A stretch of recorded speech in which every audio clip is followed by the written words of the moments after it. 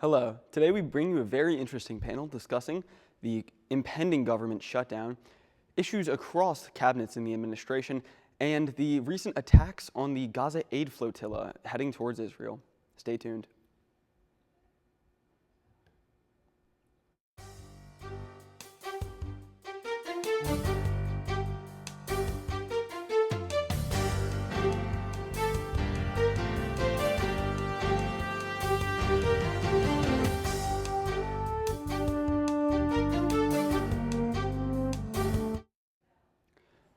Hello and welcome back to Exploring Politics. I'm your host, Peter Rapp, and I bring you a very interesting panel discussion today with other frequent panelists. Would you two like to introduce yourselves? That's right. It's great to be here. My name is Matthew Barra. I'm a political science student at LaSalle. Looking forward to the show today. I think we've got a good one for you. Hello, everyone. My name is Desmond Long. I'm a political science and history student here at LaSalle University, and as always, I'm in agreement with Matt. I think today's issues are going to be very interesting to discuss today. I agree. Now, Matt, you're going to start us off today, so would you like to get into your issue and give us a little rundown? Alrighty. Well, the government shutdown officially went into effect Wednesday morning. This comes as the parties in Congress did not agree to the new fiscal year spending bill. Republicans are saying, look, we're willing to negotiate, but we want to wait until after the funding bill is passed. Democrats are saying, no, we do not want these health care provisions, these health care cuts from the big, beautiful bill to go into effect. Now, because the parties did not agree, we have what's called a government shutdown. That means that a lot of these positions, we're estimating 750,000 government workers are going to be suspended. A lot of these quote-unquote, non-essential positions are going to go out of effect. Depending on how long the shutdown goes, more may be fired on top of that. So, I mean, look, I'll just say, I think that this is actually, maybe these Democrats are coming around, because I think that this is going to be a huge effort to streamline federal operations, probably the biggest since Doge. So what do you say to that, Des? What do you think about these Democrats? I think it's interesting that you call it streamlining, because I would classify the elimination during government shutdowns. Single mothers are not able to receive SNAP benefits, a lot of food stamp issues. People are going to be heavily affected by this government shutdown. People are not going to be able to get access to resources they need through typical government means. A lot of government workers in lower level positions, like the TSA, for example, things like that, workers like that are not going to be able to get paid. They're going to just have to, trust me, I'll get you back once the government's back in effect. But a lot of workers don't want to work like that, and especially given the way that the economy is right now. A lot of people can't afford to do that. So I think that the government shutdown is a very bad thing. It always is. But I think that the reason why the Democrats are doing it is noble. However, I also think that they probably could have fought it harder before the big, beautiful bill was passed and maybe done more things then. They did have a couple options, but this is where we are, and I think that we're going to be at this standstill for a little while. So you think Chuck Schumer shouldn't be shutting down the government? Well, is it okay if I voice my opinion before we get into the discussion? I don't think that this is the Democrats' fault at all. I always hear people say the Democrats are always responsible for government shutdowns, whether it's the Democratic Party in control or whether they're in the minority, it's always their fault. The Republicans control all three branches of government. The Republicans were the ones that, were supposed to make a deal and everything like that. They are the majority party. And so the Republicans are also the ones that don't want to give people their health care and don't want to give people the tax cuts that were able to help them survive since the Obama administration. So make no mistake, I do not believe this to be the Democratic Party's fault. And while, again, it is bad that people are losing their jobs, I think that what this government shutdown will do more than anything will invigorate people against both parties, actually, because they'll see that, hey, the Democrats were unwilling to make a deal. They're part of the reason why I'm losing my benefits. But really, it's also the Republicans, they were having too many cuts and too many other things in the big, beautiful bill. They're also the reason why I'm losing my benefits. So I think at the end of the day, it's going to really invigorate the average American even more against both parties and kind of drive more people away from the two-party system. Yeah, I don't get what you're saying here, that this is not the Democrats' fault. You say, well, Republicans have a majority in both houses, they have the government. Well, that doesn't matter. We're talking about government shutdowns. The reason this is happening is because the Democrats are not agreeing to a funding bill that is being proposed, And because of that, the government is being shut down. It ultimately falls on the Democrats. I would like to point out that in Obama's 8 years in office, he had one government shutdown occur. In Biden's 4 years, or 4 years, right? Yeah. In Biden's 4 years, there was no government shutdown. And then in Trump's 2 terms, he has had one shutdown for each term, which, if we're just looking at record between Democrats and Republicans and who's controlling. Shutdowns in the first term, but it was because they're not funding. They didn't want to fund border security. But I want to bring it back to Des. You're saying that this is the Republican. You want to hear my opinion on it? It is the Republicans' fault. They are the ones that were pushing these unpopular plans and policies onto the American people that the majority of the American people don't agree with, especially in healthcare, stripping healthcare cuts and benefits. Who isn't getting healthcare? Farmers in middle America who had to have their hospitals shut down and who have to drive even further away to try to find a hospital for their emergency services. And but what why? Democrats, Why are those measures what Democrats are trying to do is to make sure that these healthcare and Medicaid measures are being put back into place, that these people do not have to worry about whether or not they can enjoy a nice life or have to spend all this out-of-pocket money to go to the hospital and break the bank. Well, who are these Medicaid benefits, these Medicare benefits, who are they going to is the question. The American people. The American people are being affected. Well, that's preposterous. Because what the big, I mean, do you even know what the big beautiful bill does? What it I does? know what it did do. Well, Matt, I can tell you, I remember what it did do. I remember, and again, as I just mentioned, when the big beautiful bill went into effect, hospitals in middle America and in PA, such as out in the counties where, a lot of farmland and everything, they had to close their doors in order to not be able to serve people and close their ERs because they were shut down because of the cuts to healthcare caused by the big beautiful bill. Well, that's totally preposterous because actually what the big beautiful bill does is it says that the Obamacare era tax credits that were then expanded on by the Inflation Reduction Act, all of these benefits, the vast majority of them, you say that Americans are not able to get their health care. The vast majority of these benefits are not going to Americans. They're going to non-citizens.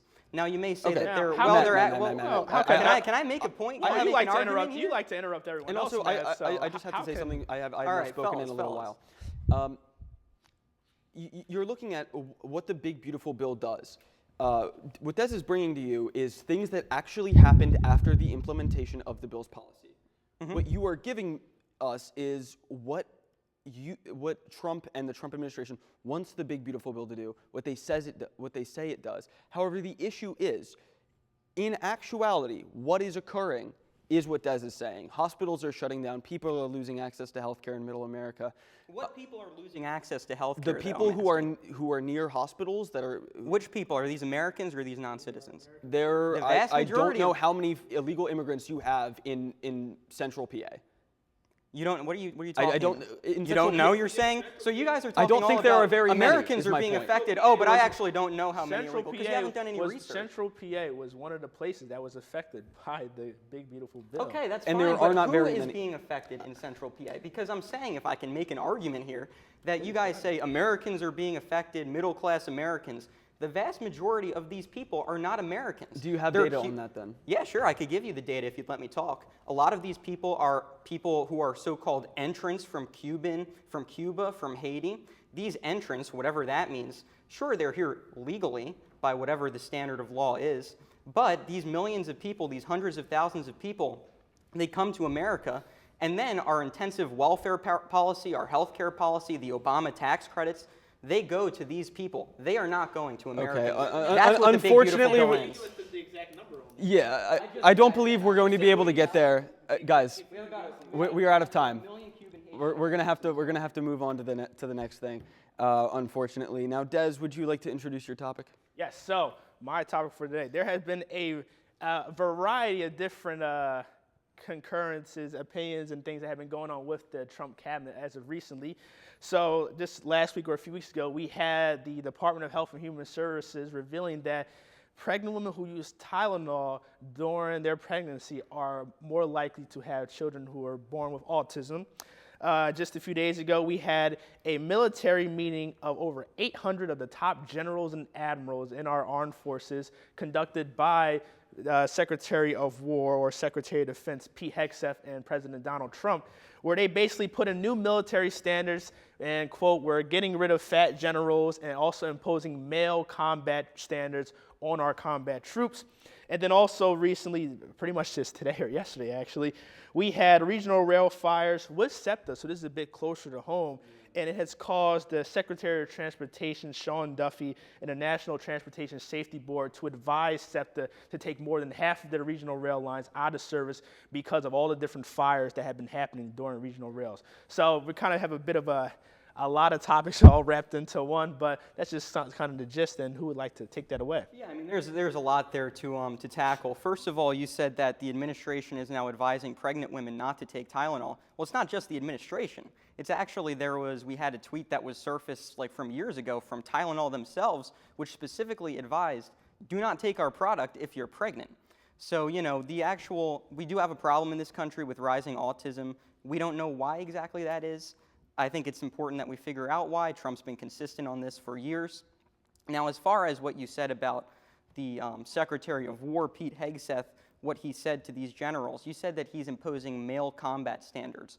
I don't know where you're getting that from.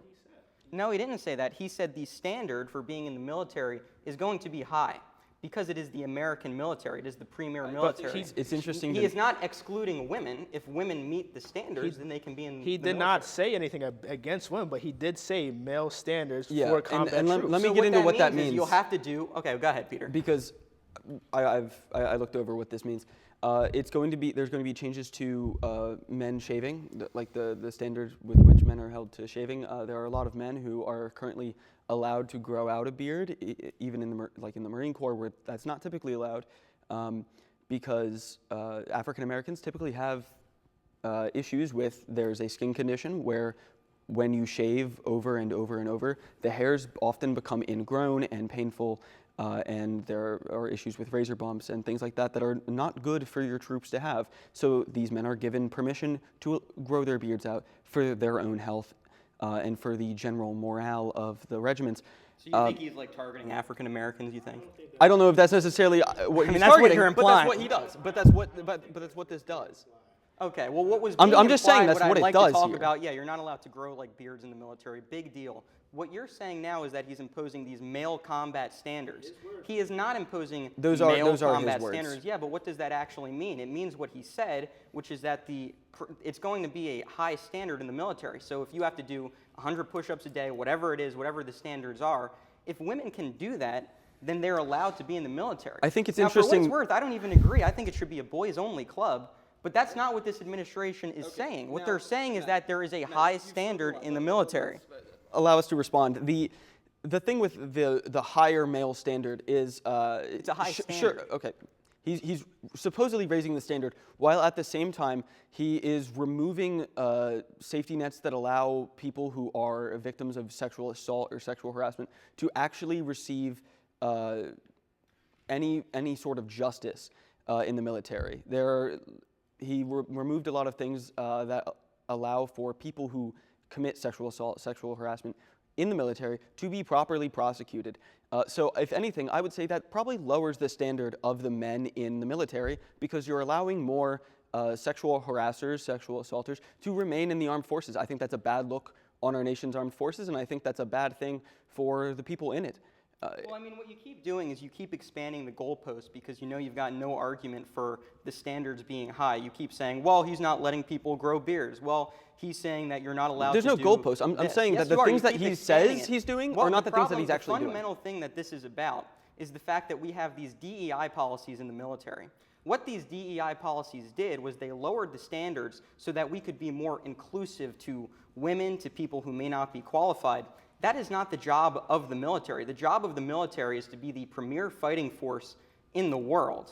No, that is not what DEI stands for. That is not what the purpose of DEI. But we're not getting into this. I will, if I can Of actually, course it is. if we can, That is that the is purpose actually of not the DEI. purpose. But I can actually, if I can ask you a question, can I please hear your opinion on the regional rail? Yeah, that was the one let's move to topic other we did things not, on the we did cabinet. not discuss. The regional rail fires and Secretary of Transportation Duffy telling SEPTA to take off the lines in service. So what is your opinion on that? Sure, I'd be happy to give my opinion. I think that SEPTA operates independently of the government. I think that's been a problem.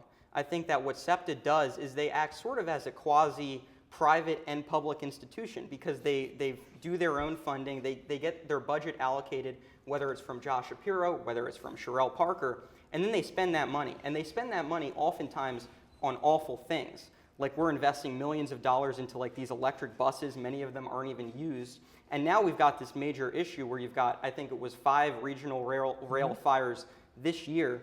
SEPTA has a very large problem, and I think that Sherelle Parker has got to take control because the leadership, SEPTA manager Scott Soar, is not doing a good job. You've had the National Transportation Safety Board come in and say, look, these are not safe standards. So something's got to happen, and I don't think SEPTA is doing a good job. Do you think SEPTA should become a public government entity, become underneath the city of Philadelphia's government? I would say either way, if it were to become more public, more under the control of the government, because right now it acts independently, I think that would be fine. I also wouldn't be against if you were to privatize it, because the fact is that they're acting as a private institution right now, but they are a third-party spender. They're getting all their money from outside sources. So that's why the spending is so lackluster. Yeah, I think I actually agree. SEPTA would be much better run if it was publicly owned, if it was owned by the government and operated entirely by it. However, I also think that if the PA Senate actually gave them a proper budget, we wouldn't have this problem. SEPTA is currently running on the budget from the emergency budget, essentially. So when you're running on the emergency budget, when there are then emergencies with fires on the regional rail lines, you aren't able to properly put them out. And I think that's the big problem we're having with SEPTA. Going back to RFK and Tylenol causing autism, I think that it is ridiculous. In Europe, they don't seem to have this problem, and that's a wonderful thing. It's unique to America, and that's insane because Tylenol takes more Europe takes more Tylenol. They call it paracetamol.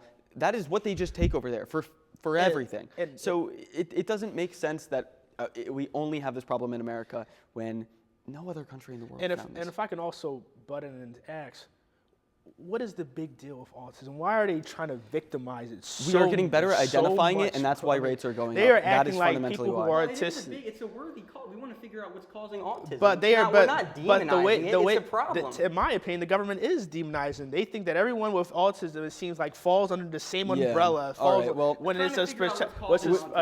We do have to move on to the final topic of today, which is the Israeli capture of the Gaza aid flotilla.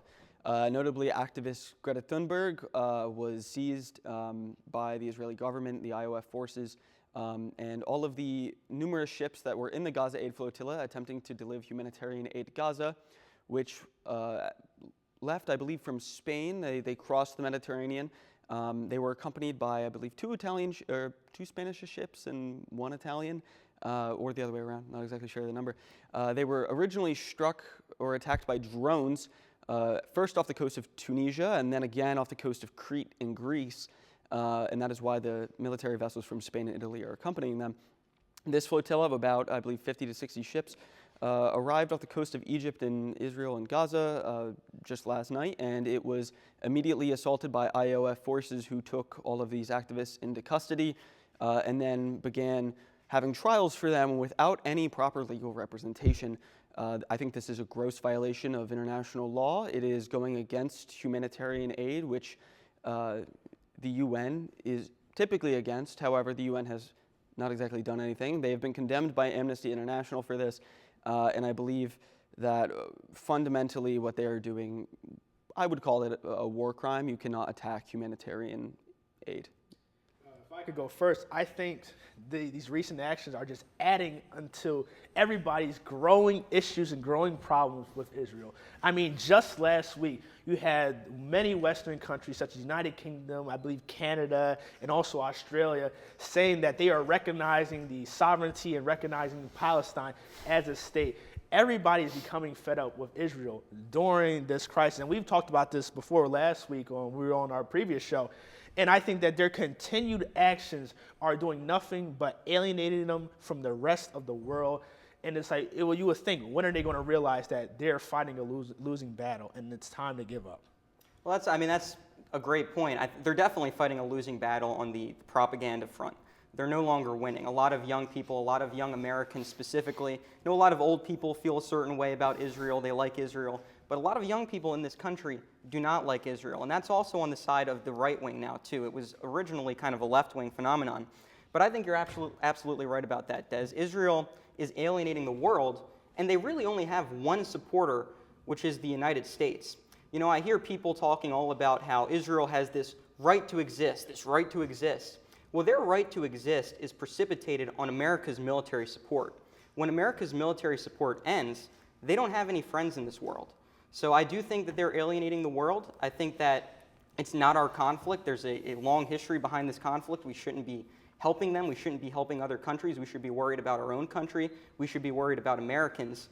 And when they're just kind of arresting these people like Greta Thunberg, I'm no fan of Greta Thunberg, but it just makes them look really bad, and it makes us look bad because we're supporting them. Yeah, and if I could also say, it's not even just military for it, economically as well. I mean, if we were to leave Israel alone economically and military, then I absolutely agree with you. They would have no one left in the world. Now, you've just reminded me of two things, actually. Israel recently had a online creator summit in New York City where they were trying to get young influencers to help brighten the image of Israel on the internet.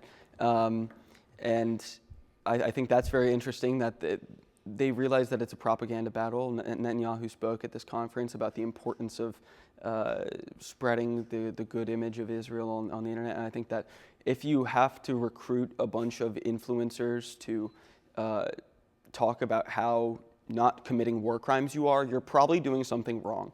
And that goes to my next, the other thing that this reminded me of is just I cannot fathom why. I mean, it's obvious. I understand why countries in the world waited so long to recognize the state of Palestine. However, we are at the point where there are being talks of Gaza being completely taken over. So I think international recognition might be a case of too little, too late. We're hearing talks of Tony Blair being the governor of Gaza, instituted by, I believe, was it Trump's plan for his 21-point peace plan? That was other. Yeah, would you like to talk about that? I don't know too much of it, but I do know that the President Trump initiated this 21-point plan, and it was agreed upon by other countries, including the countries that I believe that just recognize Palestinian sovereignty, such as like Canada, Britain, and Australia. And basically, former UK Prime Minister Tony Blair will be put in charge of Gaza as under a 5-year governorship, where basically his government will act as the absolute power in all of Gaza before they can institute some sort of transitional government. And so, the last time Britain tried to, take over that area and put in, a sort of government, we ended up with the problems that we are right now. The British Mandate of Palestine. Yeah, well, the problem is, though, what is the solution? I mean, I'm curious what you think. Well, what do you think the solution to this is? Because I hear a lot of people talk about, well, we need to do this for Israel, this for the Palestinians. But when you look at the history, I mean, there have been two-state solutions that have been proposed. Many times they've been, in fact, every time they've actually been denied by the Palestinians. The Israelis are the ones who said, okay, we'll accept this solution, British mandate Palestine, the UN mandate. They're the ones who have accepted the agreement of a two-state solution. The Palestinians said, no, we don't accept that. So what would you say? I think it's a little easier to accept an even divvying when you aren't even really entitled to any of it at all. I think that there should be one state. It should be secular. It should be democratic. But you believe that they would live together? I think it should be egalitarian. I think everyone should be treated equally. And I think that most Palestinians do not have issue with that. I think it is Israelis that have issue with that, because if you look at the West Bank... What are you talking about? They don't have an issue with that. They elected Hamas. Yeah, they elected Hamas years and years ago. There haven't exactly been elections in many years, and they elected Hamas because Hamas was the one group that was capable of fighting back against Israeli interest in Gaza. I think they elected Hamas so that Hamas could do what Israel is doing to the Palestinians now. See, the problem is you're viewing it as an equal power dynamic when Hamas is they are resisting Israeli aggression. It isn't an equal power dynamic. The difference is that Israel has the power.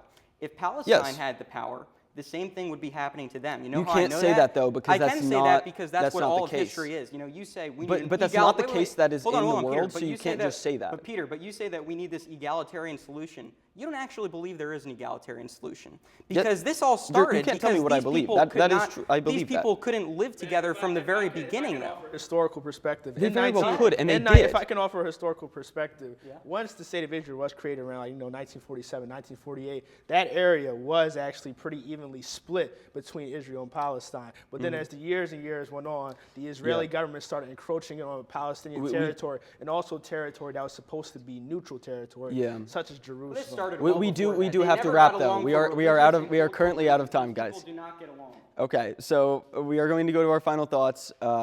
Matt, you seem to have something to say. You have about 30 seconds. What are your final thoughts? I guess I'll finish up on the Israel-Palestine perspective. Look, this has been going on for over 100 years.